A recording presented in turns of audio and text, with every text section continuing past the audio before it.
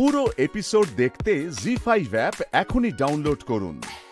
সুপর্ণা, হসপিটালে কাউন্সেলিং করো। আমি যাদের কাউন্সেলিং করি তারা হচ্ছে তাদের age group 10 to 19 years. Government guideline অনুযায়ী কাউন্সেলিং করা, কিন্তু তার বাইরে গিয়েও আমাকে কাউন্সেলিং করতে হয়, যেহেতু আমি গভর্নমেন্ট হসপিটালে সার্ভিস করি। ওখানে বিভিন্ন রকমের পেশেন্ট আসে। কীরকম সমস্যা হয় মানুষের জেনারেলি? আমি যেহেতু সুন্দরবন এলাকাতে কাজ করি, তো সেখানে যারা কিশোর কিশোরীরা রয়েছে, যে কাজটাতে সবচেয়ে বেশি সাকসেসফুল হয়েছে সেটা হচ্ছে মেনস্ট্রুয়াল হাইজিন। আমি 15 বছর থেকে কাজ করছি ফুলতলি ব্লকে। মেনস্ট্রুয়াল হাইজিন নিয়ে স্যানিটারি ন্যাপকিন ইউজ করার প্রথাটাই ওদের মধ্যে ছিল না। ওরা যে কোনো একটা নোংরা কাপড় ব্যবহার করতো, তার জন্য তাদের রিপ্রোডাক্টিভ ট্র্যাক ইনফেকশন হতো। তো আমি যাওয়ার পরে বিভিন্ন অ্যাওয়ারনেস প্রোগ্রাম করে এবং আমি স্কুলে যাই, কমিউনিটিতে যাই, এবং আমি আজকে আমার সর্বক্ষণের সঙ্গী, কাজের সঙ্গী, আমার কলিগ, আমাদের আশা দিদি, ওনাকে নিয়ে এসেছি।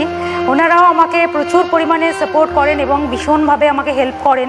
আমাদের ব্লকে টোটাল 200 জন আশাকর্মী আছেন। আগে যেখানে 20% যারা অ্যাডোলেসেন্ট গার্ল ছিল, তারা কিন্তু স্যানিটারি ন্যাপকিন ইউজ করতো না, এখন কিন্তু তারা 100%ই ইউজ করছে এবং অনেকটাই সচেতন।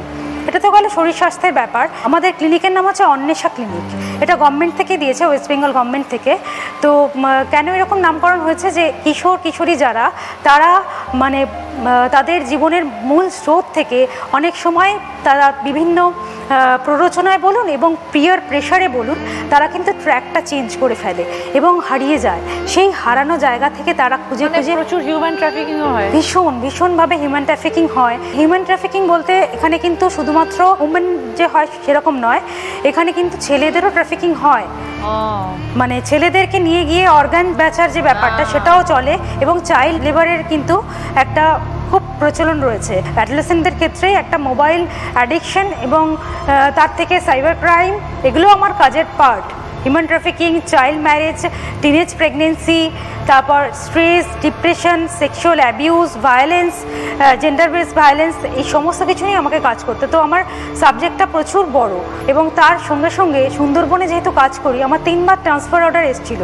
তো ওখানকার যারা কিশোরী রয়েছে এবং কিশোররা রয়েছে, তারা আন্দোলন করে, রীতিমতো আন্দোলন করে, ওরা ওদের দিদিকে যেতে দিতে চায় না, তোরা আমাকে যেতে দেয়নি।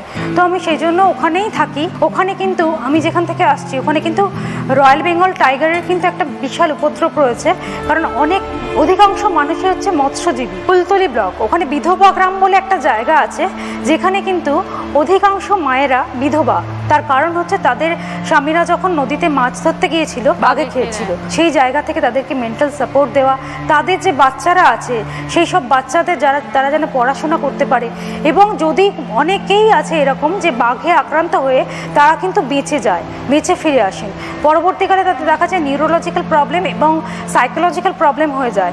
তো আমি সেগুলো তাদেরকে চেষ্টা করি যে হ্যান্ডিক্যাপ যে সার্টিফিকেট হয় গভর্নমেন্টের, এবং বিভিন্ন ভোকেশনাল ট্রেনিংগুলো ওখানে কিন্তু দেওয়া হয় এবং স্কুলেও দেওয়া হয়, এবং বিভিন্ন এনজিও আছেন। ম্যাডাম যেরকম বলছিলেন যে ফিলান্থ্রপি, আমাদের কাকলি ম্যাডাম, উনি আইসি ছিলেন আমাদের বারুইপুরের সাব ডিভিশনে, তো এখন উনি চলে গেছেন। উনি প্রচুর চেষ্টা করেন যাতে ওই প্রান্তিক অঞ্চলের যারা অ্যাডোলেসেন্ট গার্ল রয়েছে, তাদেরকে এম্পাওয়ার করতে, যাতে টিনেজ ম্যারেজটা না হয়, তারা যাতে শ্বশুরবাড়িতে গিয়ে তাদের অত্যাচারগুলো বলতে পারে, অ্যাটলিস্ট থানা পর্যন্ত যেতে পারে। জি5 ডাউনলোড করুন আর সব এপিসোড দেখুন একদম ফ্রি।